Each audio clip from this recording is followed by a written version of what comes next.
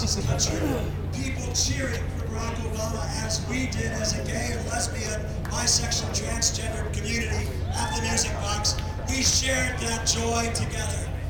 And then, within 30 minutes, as the numbers started to come in, I felt the joy being deflated by the fact that we were falling behind on Proposition 8. And then I was crushed when I heard that people of color were voting against the GLBT community.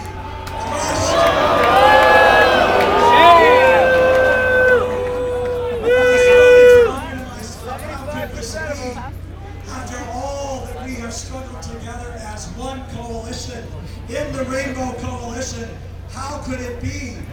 And then the stories started to come in that last night from my own Latino culture on Santa Monica Boulevard. There were Latino males with Yes on 8 banners screaming faggot and queer and our people alongside. As I heard the story of our black lesbian volunteer polling place who was told by another black woman that her kind didn't deserve civil rights. How could that be?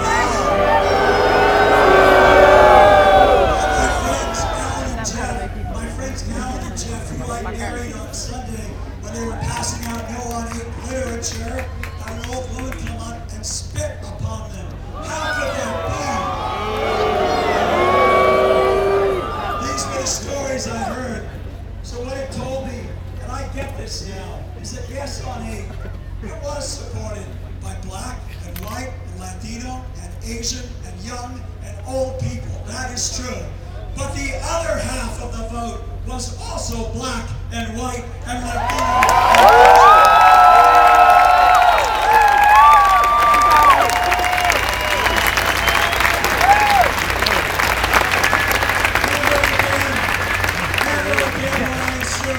Just because somebody is of one race, that they are more likely to be supportive or opposed to me.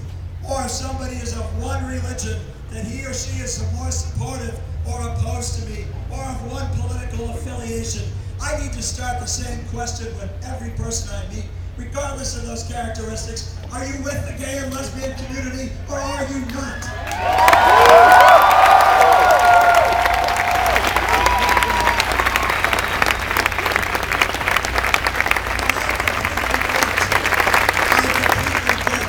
Of our country, and I completely get the black community's struggle against slavery and being denied the right to vote and the lynching and the Jim Crow's law, and it moves me with compassion when I hear those stories.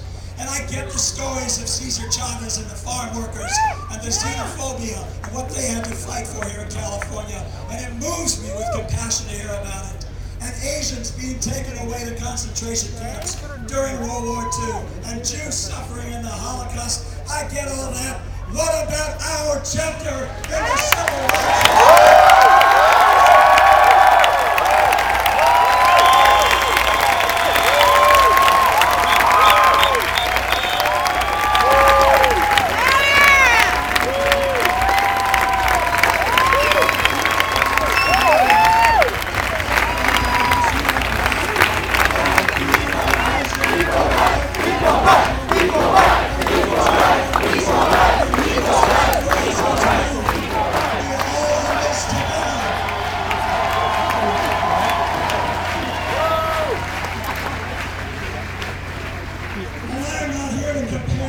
Our civil rights struggle to their civil rights struggle. There's no winner in the game for the bottom rung on the ladder. We've all suffered. That is a no-win game.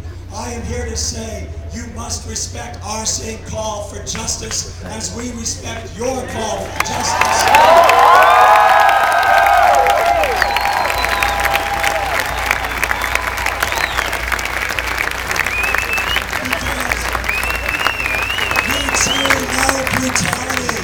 We know the brutality that happened on the schoolyards when we were children, and we know the brutality that AIDS decimated our community over the last 25 years. And we know the indecency now of not only being called a threat to children, as if we are a threat to our own children, but now to be told indecently we don't have the right to marry the person we love.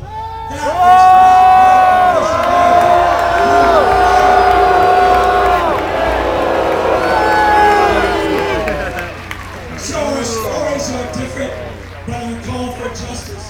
the same tonight. Remember these dates, remember this night, because this night is a new page in the history of our gay and lesbian community struggle. This night, we will remember this time forward. Just like on September 1987, Frank was born in Washington, D.C., and Washington, and just like September 30th, 1991, when we marched in the streets with Governor Pete Wilson, vetoed AB 101.